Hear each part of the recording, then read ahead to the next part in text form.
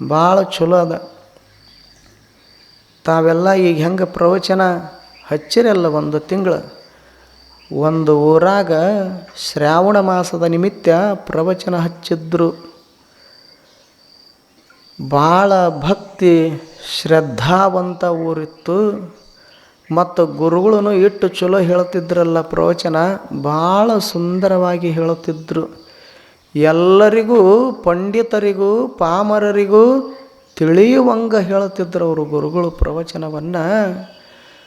ಇಂಥ ಪ್ರವಚನ ಏನು ಊರಾಗ ನಡೆದಿತ್ತಲ್ಲ, ಒಬ್ಬ ಹೆಣ್ಮಗಳು 4 ಎಮ್ಮೆ ಕಟ್ಟಿದ್ಲು ಹೈನಾ ಮಾಡಕ್ಕಂತ. ಗಂಡನಿಗೆ ಎಮ್ಮೆ ಕಾಯಕ್ಕೆ ಕಳಿಸ್ತಿದ್ದಳು. ಇದು ಗಂಡ ಮುಂಜಾನಿಂದ ಸಂಜೆ ತನಕ ಎಮ್ಮೆ ಕಾಯ್ಕೊಂಡು ಬರುತ್ತಿತ್ತು.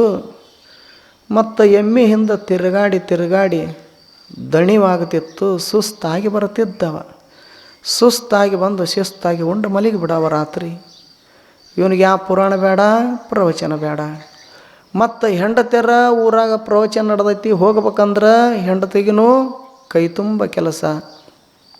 ಇವ ಏನು ಮುಂಜಾನಿಂದ ಸಂಜೆ ತನಕ ಎಮ್ಮೆ ಮೈಸ್ಕೊಂಡು ಬಂದ, ಸಂಜೆಗೆ ಹಾಲು ಹಿಂಡೋದು, ಅವಕ್ಕೆ ನೀರು ಕುಡಿಸೋದು, ಮೇವು ಹಾಕೋದು ಎಲ್ಲ ಯಾರು ಮಾಡೋದು? ಹೆಂಡತಿನ ಮಾಡೋದು. ಇಟ್ಟು ಅನ್ಕೊಂಡ್ದ ನನ್ನ ಪ್ರವಚನ ಮುಗಿದಿರ್ತಿತ್ತದು. ಹೆಂಡತಿ ಹೇಳಿದ್ಲು, ನೋಡಿ 1 ತಿಂಗಳ ಪ್ರವಚನ ನಡೆದದ ಊರಾಗ, ಅದಕ್ಕೆ ಈಗಾಗಲೇ 15 ದಿವಸ ಕಳೆದಾವು, ಮುಂದೆ 15 ದಿವಸ ಅಟ್ಟ ಉಳ್ದಾವು.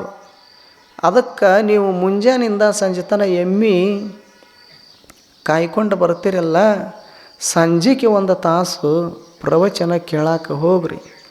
ಎಲ್ಲರೂ ಊರಾಗ ಜನ ಅದಾರಲ್ಲ ಪುರುಷರು, ಎಲ್ಲರೂ ಹೋಗಿ ಕೂತು ಕೇಳ್ತಾರೆ. ಹೋಗಲಾರ್ದವ ನೀನ ಒಬ್ಬ. 15 ದಿವಸ ಆಯ್ತು, ಹೋಗಂದ್ರೂ ಸಹಿತ ಹೋಗಾಕ ತಯಾರಿಲ್ಲ. ಇನ್ನು 15 ದಿವಸ ಉಳ್ದಾವು, ಹೋಗಂತ ಒತ್ತಾಯ ಮಾಡಿದಳು.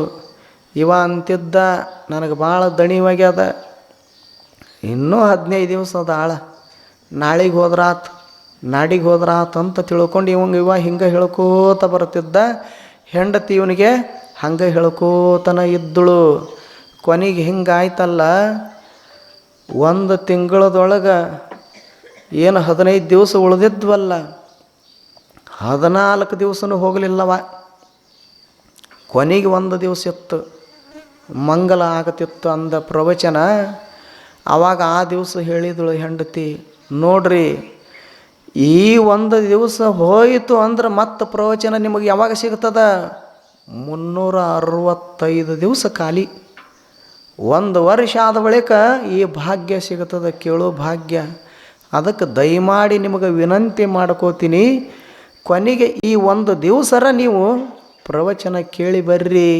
ನನಗಂತರೂ ಒಂದಿಷ್ಟು ಹೈನಾ ಮಾಡೋದು, ಮಕ್ಕಳು ಮರಿ ಅದಾವು, ಮನೆಯೆಲ್ಲ ನಾನು ನೋಡ್ಕೋತೀನಿ, ನೀವು ಹೋಗಿ ಕೇಳಿ ಬರ್ರಿ ಅಂತ ವಿನಂತಿ ಮಾಡಿ ಒತ್ತಾಯ ಮಾಡಿ ಕಳಿಸಿದಳು.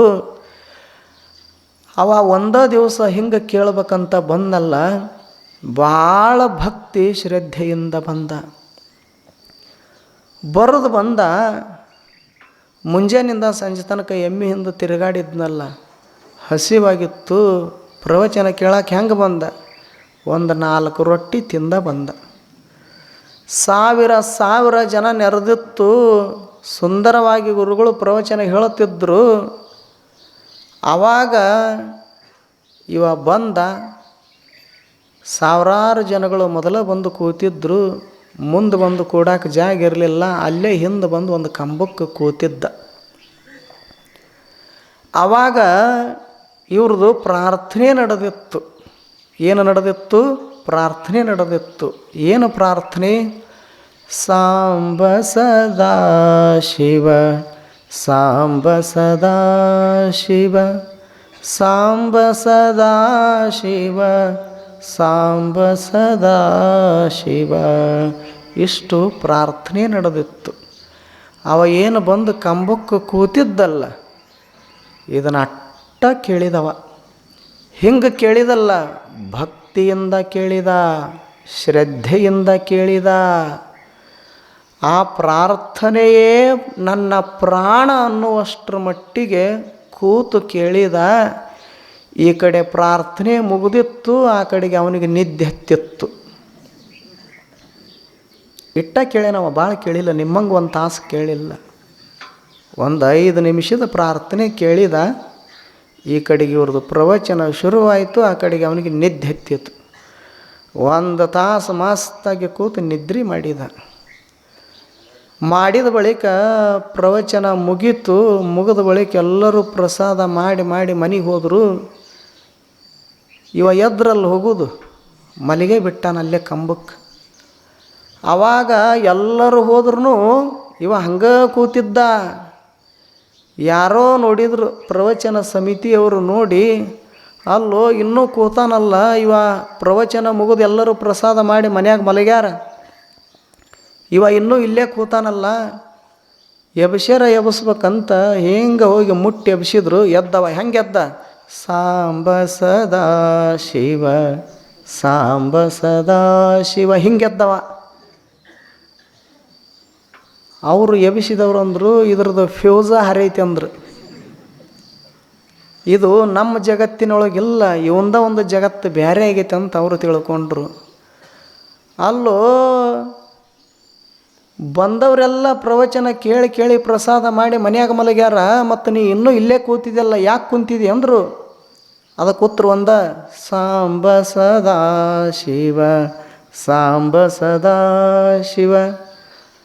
ಅವ್ರಂದರು, ಎಲ್ಲರೂ ಮನ್ಯಾಗ ಹೋಗಿ ಮಲಗ್ಯಾರ, 7:12 ಆಗೈತಿ, ಹೋಗಿ ಮಲಗಂದ್ರು. ಯಾವಾಗ ಎಬ್ಬಿಸಿ ಕೈ ಹಿಡಿದು ಮನೆ ದಾರಿ ಹಿಡಿಸಿದ್ರು. ಮತ್ತು ಹಾಡ ಶುರು, ಏನು? ಸಾಂಬ ಸದಾ ಶಿವ, ಸಾಂಬ ಸದಾ ಶಿವ. 12 ಆಗ್ಯದ. ಈ ಒಂದು ಪ್ರಾರ್ಥನೆ ಶುರುವಾಗ್ಯದ. ಮನ್ಯಾಗ ಹೆಂಡತಿ, ಊರು ಮಂದೆಲ್ಲ ಪ್ರವಚನ ಕೇಳಿ ಪ್ರಸಾದ ಮಾಡಿ ಬಂದು ಮಲಗ್ಯಾರ. ಇದು ನಮ್ಮದು ಹೋದತ್ತು ಬರೋವಲ್ದಲ್ಲ ಅಂತ ಬಾಗಲ್ದಾಗ ನಿಂತಾಳ ಕಾಯ್ಕೊಂಡು. ಇದನ್ನು ಯಾಕಾರ ಕಳಿಸಿದ್ದೇನೋ ಪ್ರವಚನಕ್ಕೆ, ಒಲ್ಲೆ ಅಂತಿತ್ತು. ನಾನಾ ಒತ್ತಾಯ ಮಾಡಿ, ನಾನಾ ಬಾಗಲ್ದಾಗ ನಿಂತಿದ್ದನ, ಯಾವಾಗ ಬರ್ತೈತಿ ಅಂತ ಕಾಯುವಂಗಾಯ್ತಲ್ಲ ಅಂತ ಬಾಗಲ್ದಾಗ ನಿಂತಾಳ ಕಾಯ್ಕೊಂಡು. ಇವ ಬಂದ 12ಕ್ಕೆ. ಹೆಂಗೆ ಬಂದ?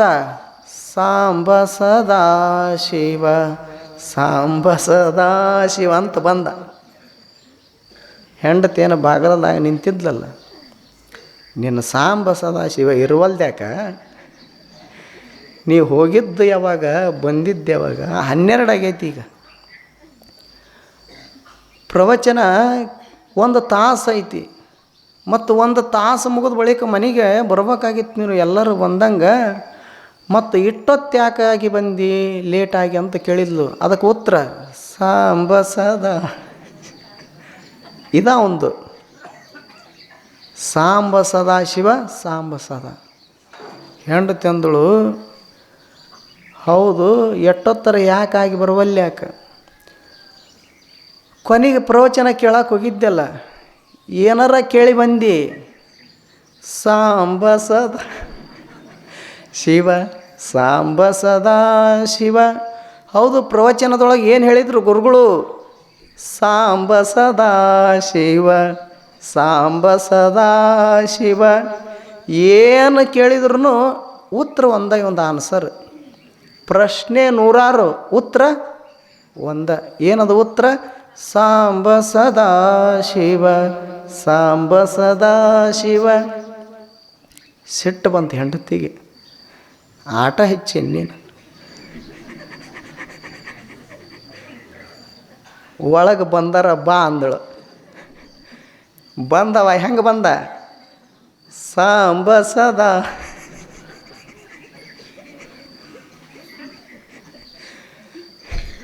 ಉಂಡು ಬಂದಿದ್ಯೋ ಏನು ಹಂಗೆ ಬಂದಿದ್ಯೋ?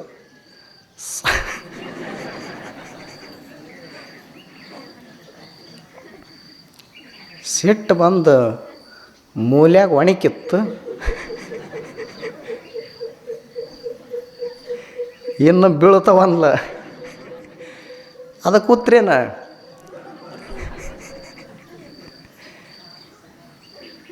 ಹಿಂಗಾದ್ರೆ ಮಾತು ಕೇಳೋದಿಲ್ಲ ಇವು ಅಂದಕ್ಕೆನ ಬೆನ್ನ ಬಾಗಿಸಿ ಒಂದು ಹಾಕೇ ಬಿಟ್ಲ. ಯಾರ ನಿಮಗೆ ಹೊಡೆದ್ರೆ ಕೇಳಿರಿ ಯಪ್ಪ ಯವ್ವ ಅಂತಿದ್ರಿ, ಅವನದೇನು ಉತ್ತರ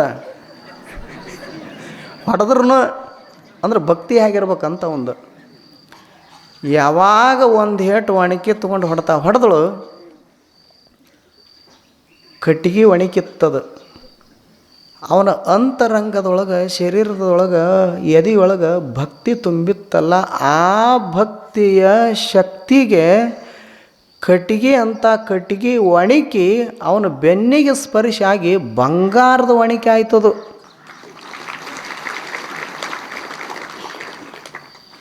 ಇಲ್ಲಿ ತನ ಬಡತನಿತ್ತು, ಯಾವಾಗ ಒಣಕಿನ ಬಂಗಾರದ್ದಾಯ್ತಂದ್ರೆ ಕೇಳಿರ್ಯಾ ವಿಜಯಪುರಕ್ಕೆ ಹೋಗೇ ಬಿಟ್ರು ಬೆಳಗ್ಗೆ ಹೊಡೆದ ಗಂಡ ಹೆಂಡತಿ. ಏನೇನು ಬೇಕು ನೋಡು ಎಲ್ಲ ವಸ್ತು ಖರೀದಿ ಮಾಡಿಕೊಂಡು ಬಂದರು. ಬಂದು ಒಂದು ವಾರದೊಳಗೆ ಒಂದು ಸಣ್ಣ ಗುಡಿಸಲು ಮನೆ ಇತ್ತು, ಅದನ್ನು ಕೆಡವಿದ್ರು. ಮಸ್ತಾಗಿ RCC ಬಿಲ್ಡಿಂಗ್ ಕಟ್ಟಿದ್ರು, ಮನೆ ಮೇಲೆ ಮನೆ ಕಟ್ಟಿದ್ರು. ಮನೆ ಮುಂದೆ ಕಾರ್ ಗಾಡಿ ಬಂದು ನಿಂತಿತ್ತು. ಏನು ಇಂದು ಹುಟ್ಟಿದ್ದ ಉಡುಗೆ ತೊಡುಗೆ ನಾಳೆಗೆ ಇರ್ತಿದ್ದಿಲ್ಲ. ಯಾಕೆ? ಸಂಪತ್ತು ಸಿಕ್ಕದ. ಇವರು ಒಂದು ವಾರದೊಳಗೆ ಮನೆ ಕಟ್ಟಿದ್ರು, ಮನೆ ಮುಂದೆ ಕಾರ್ ಗಾಡಿ ತಂದು ನಿಲ್ಲಿಸಿದ್ರು, ಮತ್ತು ಮೈಮಾಲದ ಬಂಗಾರದ ಆಭರಣ ಹಾಕ್ಕೊಂಡು ಗಂಡ ಹೆಂಡತಿ ಶಿಸ್ತಾಗಿ ಮಸ್ತಾಗಿ ತಿರುಗಾಡಕತ್ಯಾರಂದ್ರೆ ಇವ್ರಿಗೆ ಸಂಪತ್ತು ಎಲ್ಲಿದ್ದ ಬಂತು ಅಂತ ತಿಳ್ಕೊಂಡು ಸುಮ್ಬಿಡ್ತಾರೆ. ಓಣ್ಯಾನ ಹೆಣ್ಮಕ್ಳು ಗಣಮಕ್ಳು ಸುಮ್ಬಿಡ್ತಾರೆ, ಈ ಹೆಣ್ಮಕ್ಳು ಸುಮ್ಬಿಡೋದಿಲ್ಲ. ಮಗ್ಗಲ ಮನೆಯಂದು ಒಂದು ಹೆಣ್ಮಗಳು ಬಂದು ಈ ಹೆಣ್ಮಗಳಿಗೆ ಕೇಳೀತು, ನೀವು ನಮಕ್ಕಿಂತ ಬಡವರಿದ್ರಿ, ವಾರ 15 ದಿವಸ ಅನಗೊಡ್ದನ ಮನೆ ಕಟ್ಟಿದ್ರಿ, ಕಾರ್ ಗಾಡಿ ತೊಗೊಂಡು ಬಂದ್ರಿ, ಮೈಮೇಲೆ ಇಷ್ಟೆಲ್ಲ ಆಭರಣ ಹಾಕ್ಕೊಂಡು ತಿರುಗಾಡಕತ್ತೀರಿ, ಮತ್ತು ನಿಮಗೆ ಸಂಪತ್ತರ ಎಲ್ಲಿದ್ದ ಬಂತು ಅಂತ ಮಗ್ಗಲ ಮನೆ ಹೆಣ್ಮಗಳು ಈ ಹೆಣ್ಮಗಳಿಗೆ ಕೇಳಿದಳು. ಆವಾಗ ಆ ಹೆಣ್ಮಗಳು ಹೇಳಿದ್ಲು, ಏನು ಭಾಳ ಎಲ್ಲಿದ್ರಾಗ ಭಾಳ ಸರಳದ. ಏನು ಶ್ರಾವಣ ಮಾಸ ಇತ್ತಲ್ಲ ಮೊನ್ನೆ, 1 ತಿಂಗಳ ಹೋಗು ಅಂತ ಹೇಳಿದೆ ನಮ್ಮವ್ಗ.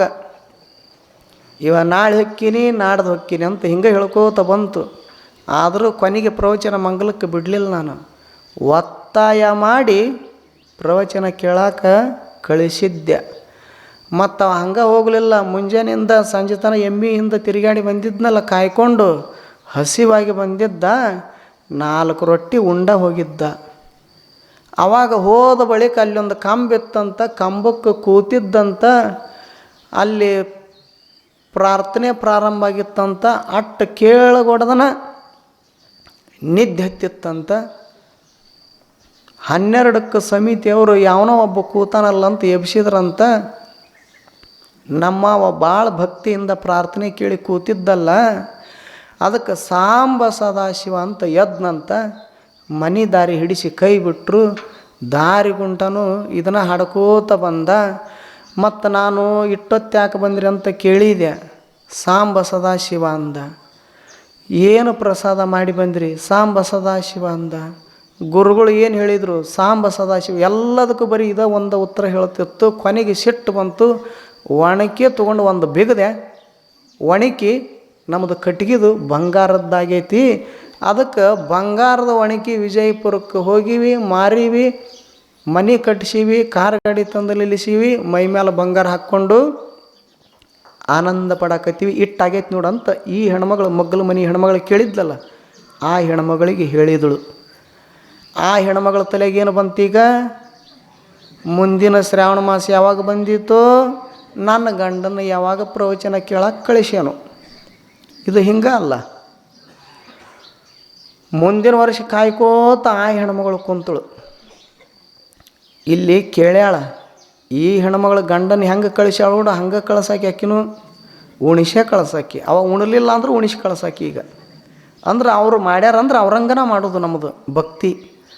ಮುಂದಿನ ವರ್ಷ ಬಂತು. ಎಮ್ಮಿದ್ದಿದ್ದಿಲ್ಲ ಪಾಪ, ಮೊದಲ ತಣ್ಣಗಿದ್ದರು. ಮತ್ತು ಎಮ್ಮೆ ಬೇಕಲ್ಲ ಅವ್ನಿಗೆ ಕಾಯಕ, ಮತ್ತು ಎಮ್ಮೆಯನ್ನು ತಿರುಗಾಡಿದ್ರೆ ಹಸಿವಾಗತ್ತೆ. ಎಮ್ಮೆ ತೊಗೊಂಡು ಬಂದರು. ಅವಂಗೊಂದು ಎಮ್ಮೆ 4 ಎಮ್ಮೆ ಮಾಡಿಕೊಟ್ರು. ಅದು ಮುಂಜಾನಿಂದ ಸಂಜೆ ತನಕ ಎಮ್ಮೆ ಹಿಂದೆ ತಿರುಗಾಡಿ ಬರ್ತಿತ್ತು. ಏನು ಹೆಣ್ಮಗಳ ಬಾಯಲ್ಲಿ ಕೇಳಿದ್ಲಲ್ಲ ಅದರಂಗನ ಮಾಡ್ಬೇಕಂತ ವಿಚಾರ ಇಟ್ಟುಕೊಂಡು ಕೊನೆಗೆ 29 ದಿವಸನ ಕಳೆದವು, ಹೋಗಲಿಲ್ಲ.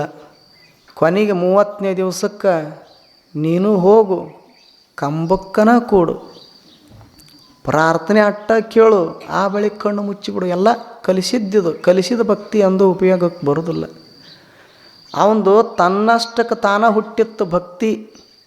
ಬಂದು ಕೂತಾಗ ಇವಂದಿಲ್ಲೇನು ಹೆಂಡತಿ ಟ್ರೈನಿಂಗ್ ಕೊಡಾಕತ್ತಾಳೆ. ಈಗ ಕಂಬಕ್ಕನ ಕೂಡಬೇಕು, ಅವ್ರದ್ದು ಪ್ರಾರ್ಥನೆ ಮಾಡುವಾಗ ಭಕ್ತಿ ಶ್ರದ್ಧೆಯಿಂದ ಕೇಳಬೇಕು, ಆ ಬಳಿಕ ಕಣ್ಣ ಮುಚ್ಚಬೇಕು. ಆ ಬಳಿಕ ನಿನ್ನ ಯಾರು ಬಂದು ಸಮಿತಿಯವರು ಎಬ್ಬಿಸ್ತಾರ, ನೀನು ಹೆಂಗೆ ಹೇಳ್ಬೇಕು, ಸಾಂಬ ಸದಾಶಿವ ಅಂತ ಹೇಳ್ಬೇಕು. ನೀ ಮನೆಗೆ ಬರುತ್ತಿದ್ದಿ, ಮನೆಗೆ ಬಂದ ಬಳಿಕ ಇಟ್ಟೊತ್ತು ಯಾಕೆ ಮಾಡಿದೆ ಅಂತ ನಾ ಕೇಳ್ತೀನಿ, ಅದಕ್ಕೂ ಸಾಂಬ ಸದಾಶಿವ ಅನ್ಬೇಕಂತ ಕಲಿಸಿಕೊಟ್ಟ ಪಾಠಿದು. ಯಥಾ ಪ್ರಕಾರ ಕೊನೆ ದಿವಸ ಪ್ರವಚನ ಮಂಗಲಿತ್ತು. ಇದು ಮುಂಜಾನಿಂದ ಎಮ್ಮೆ ಹಿಂದೆ ತಿರುಗಾಡಿ ಬಂದಿತ್ತಲ್ಲ, ಇದು ಈ ಹೆಣ್ಮಗಳ ಗಂಡ ನಂಗೆ ಇದ್ದಿದ್ದಿಲ್ಲ, ಇದು ಒಟ್ಟು ಹೊಂಬಿತ್ತು. ಎಲ್ಲರ ಗಂಡ್ರಂಗೆ ಇರೋದಿಲ್ಲ. ಕೆಲವು ಹೊಂಬಿರ್ತವೆ, ಕೆಲವು ದಡ್ಡ ಇರ್ತವೆ, ಕೆಲವು ಶಾಣೆ ಇರ್ತವೆ, ಕೆಲವ್ರು ಅಂತಿರ್ತಾರೆ ಹೆಣ್ಮಕ್ಳು 8 ದಿವಸ ಕಾಯ್ಕೊಂತ ಕುಂತಿದ್ದೆವು ಪುಣ್ಯ.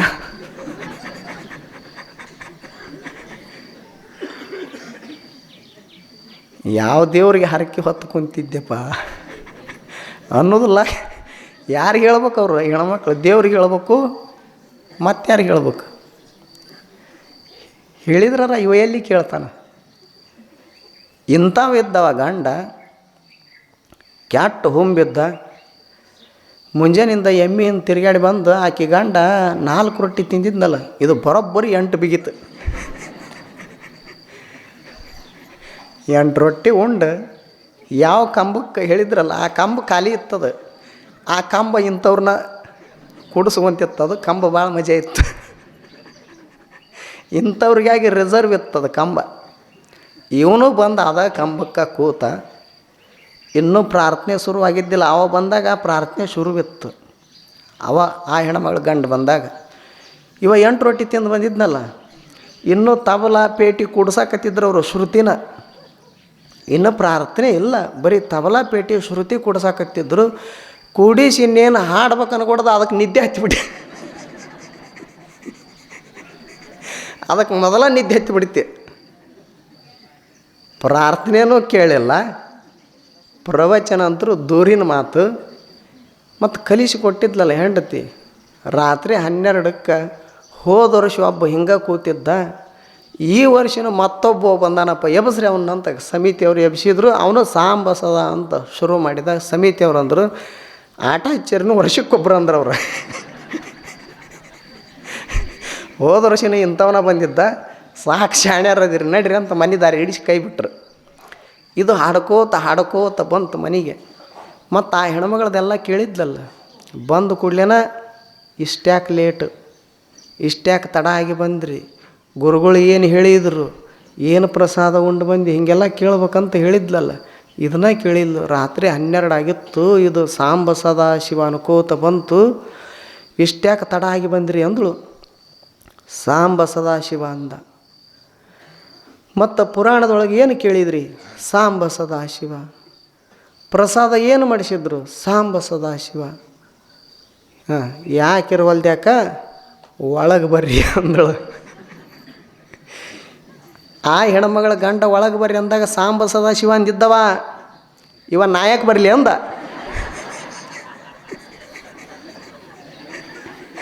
ಏನಂದ? ನಾಯಕ ಬರಲಿ ಅಂದ. ಅಲ್ಲಿ ಹೋಯ್ತು ಭಕ್ತಿ. ಯಾಕೆ ನಾಯಕ ಬರಲಿ ಒಳಗಂದಿದ್ದ ಅಂದ್ರವ, ಹೆಣ್ಮಗಳು ಇಷ್ಟು ದುರಾಶೆಗೆ ಒಳಗಾಗಿದ್ಲಲ್ಲ, ಸಂಪತ್ತಿನ ಆಸೆಗೆ. ಈ ಹೆಣ್ಮಗಳು ತನ್ನ ಮನೆ ಒಣಕಿಲಿ ಹೊಡೆದು ಒಂದು ಒಣಕಿ ಬಂಗಾರದ್ದಾಗಿತ್ತಲ್ಲ, ಈ ಹೆಣ್ಮಗಳು ಎಲ್ಲರಿಗಿಂತ ಶ್ರೀಮಂತ ಆಗ್ಬೇಕಂತ ಮುಂಜಾನಿಂದ ಸಂಜೆ ತನ ಮನೆ ತಿರುಗಾಡಿ ಎಲ್ಲರ ಮನೆ ಒಣಕಿತ್ತು. ಎಲ್ಲರ ಮನೆ ಒಣಕ್ಯದ ನೋಡು. ಹುಟ್ಟು ಮುಂಜಾನಿಂದ ಸಂಜೆ ತನಕ ತಿರುಗಾಡಿ ತೊಗೊಂಡು ಬಂದು ಅಡಿಗೆ ಮನೆ ತುಂಬೈತಿ, ಪಡಸಾಲಿ ತುಂಬೈತಿ. ಒಣಗಿ ಎಲ್ಲಿ ತನ ಬಂದವು ಅಂದ್ರೆ ಊರು ಮನೆ ಒಣಗಿ ಮುಂಚೆ ಹೊಸ್ತಿಲ್ ತನ ಬಂದವು. ಇವನು ಕಣ್ಣಿಗೆ ಹೆಂಡತಿ ಕಾಣುವಳ್ಳ ಏನು ಕಾಣಕತ್ತೇವು? ಬರೀ ಒಣಕಿ. ಅವ ಒಂದು ಹೊಡೆದದಕ್ಕೆ 15 ದಿವಸ ಮಲಗಿತ್ತು ಆ ಹೆಣ್ಮಗಳ ಗಂಡ. ಮತ್ತು ಊರು ಮಂದಿ ಒಣಕಿಲಿ ಹೊಡೆದ್ರೆ ಉಳಿತಾನ. ಅದಕ್ಕೇನಂದವ, ನಾ ಬರೋದಿಲ್ಲ ಅಂದ. ಹೆಣ್ಮಗಳು ಬಿಡಲಿಲ್ಲ. ಯಾಕೆ? ಒಣಕಿ ಬಂಗಾರ ಆಗ್ಬೇಕಾಗೈತಿ. ಈಗ ಬರೋದಿಲ್ಲ ಅಂದ್ರೆ ಬಿಟ್ಟೆ ನನ್ನಿಂದ ಅಂದಕ್ಕೆ ಹೊರಗೆ ಬಂದು ಕೊಳಪಟ್ಟಿ ಹಿಡ್ಕೊಂಡು ಎಳ್ಕೊಂಡು ಹೋಗಿ ಈಗ ಮಂದಿ ಒಣಕಿಲಿ ಹೊಡ್ಯಾಕೆ ಬರೋದಿಲ್ಲ. ಯಾಕೆ? ಮಂದಿ ಒಣಕಿ ಬಂಗಾರ ಆಯ್ತಂದ್ರೆ ಅವ್ರು ಬಂದು ತೊಗೊಂಡು ಹೋದ್ರೆ. ಹೆಣ್ಮಗಳು ಮೊದಲ ತಂದ ಪ್ರಯೋಗ ಮಾಡಿದ್ಲು. ಕೈ ಸಡ್ಲು ಬಿಟ್ಟು ಆ ಹೆಣ್ಮಗಳು ಗಂಡನ ನಡೆದಾಗ ಶಕ್ತಿ ಇತ್ತು, ಇದಕ್ಕೆ ಶಕ್ತಿ ಸಹಿತ ಇದ್ದಿದ್ದಿಲ್ಲ. ಒಮ್ಮೆ ಒಮ್ಮೆ ಏನು ಹೊಡೆದ್ಲು ಅಂದು ಹೋಗಿ ವಿಜಯಪುರ ಬೇಲ್ಡ್ಯಾಗ ಅಡ್ಮಿಂಟ್ ಆದವು. ಇನ್ನೂ ಬಂದಿಲ್ಲವ, ಮನೆ ಒಣಕಿಗೆ ಬಂದಿಲ್ಲ. ಇನ್ನು ಊರು ಮಂದಿ ಒಣಕಿ ಹಂಗದವು. ಹೇಳೋ ಉದ್ದೇಶ ಭಕ್ತಿಯೊಳಗೆ ಎಷ್ಟು ಶಕ್ತಿ ಅದಂತ ಕೇಳಿದ್ರೆ, ಕಟ್ಟಿಗೆ ಅಂತ ಒಣಕಿ ಭಕ್ತಿ ತುಂಬಿದ ಶರೀರಕ್ಕೆ ಸ್ಪರ್ಶ ಆದ ಮಾತ್ರಕ್ಕೆ ಬಂಗಾರ ಆಗೈತೆ ಅಂದ್ರೆ ಎಷ್ಟರ ಶಕ್ತಿ ಇರಬೇಡ ಭಕ್ತಿಯೊಳಗೆ. ಅದಕ್ಕೆ ದೇವನ ಒಲುಮೆ ಆಗೋದು ಭಕ್ತಿಗೆ ಮಾತ್ರ ಹೊರತು ನಮ್ಮ ಸಿರಿ ಸಂಪತ್ತ ಕನಕ ಕಾಂಚನ ಕಾಮಿತಕ್ಕಾಗಿ ಭಗವಂತ ಒಲಿಯುವುದಿಲ್ಲ.